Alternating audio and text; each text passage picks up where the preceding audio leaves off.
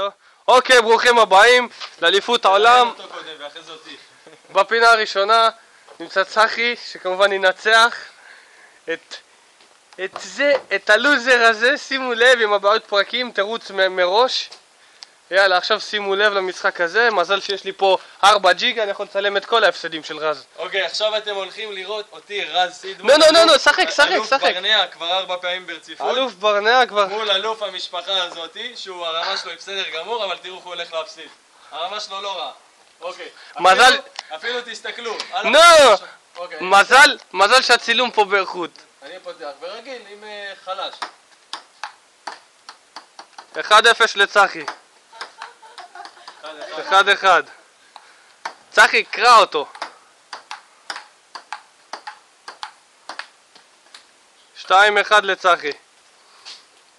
שימו לב, רז מתחיל להוציא ורידים במצח. מה? הוא עכשיו 5 שליחות שלו עד 6 הוא אומר. אז בוא על הכדור, מי פותח? פוסק מההתחלה, תעשה על הכדור. תעשה על הכדור. רמאות ראשונה של רז, 1-0 ברמאויות לרז. אוקיי, צחי פותח. כן, ותזהר שזה עם סובב. עד 6. כן, עדינות. עדינות. 1-0 לצחי. ברסמי 3-0, אבל עכשיו זה 1-0 בזכות הרמאות של רז. 1-1. 2-1.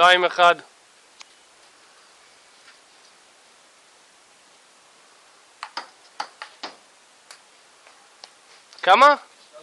3-1, או אפילו במצלמה זה כזה מהיר.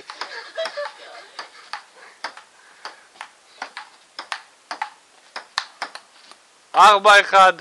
תראו את הפרצוף הזה. שיחות שלי, איפה הכדור? איפה הוא? נראה לי שהוא ינסה להעלים את הכדור. איפה הכדור? רגע, שנייה. הנה, אתה מוצא, אתה החזקת אותו, יש כדור. צולם הכל, אל תגיד שלא. כמה? 3. 3-2. 5-2. 5, 6. 3-2. 3-2 זה היה... 3-2, לא. זה 4-2. איך? 4-3. 3-1. 3-1, תן לך איזה 1, 3-1. למה הכדור עבר אליך? כי היה 5, נכון? כמה עכשיו? מה אכפת לי? זה בעיה שלך. 4-4? 4-3 עכשיו. 4-3, טוב.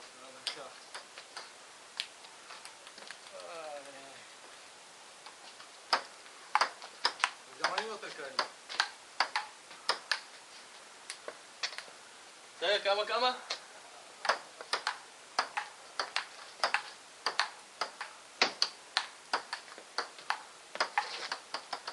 5-4.